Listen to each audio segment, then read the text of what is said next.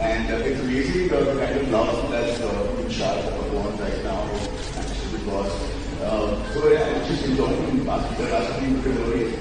Make the most of it and we love you. Thank you so much. Thank you. Big boss चाहते हैं कि आप हमेशा ऐसे मुस्कुराते रहें. Thank you so much. Congratulations. Thank you.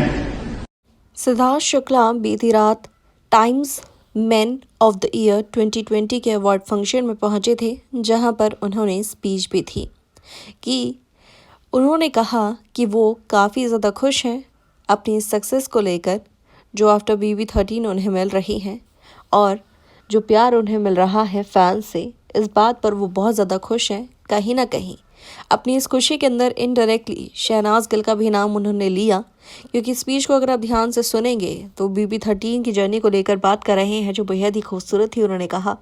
और अगर सिद्धार्थ शुक्ला की जर्नी बेहद खूबसूरत बनी है तो उसके पीछे काफ़ी ज़्यादा शहनाज गिल का भी पूरी तरह से हाथ है. सिद्धार्थ शुक्ला की जर्नी को खूबसूरत खुशनुमा शहनाज गिल ने ही बनाया है. क्या कहेंगे आप? कमेंट करके ज़रूर बताएगा.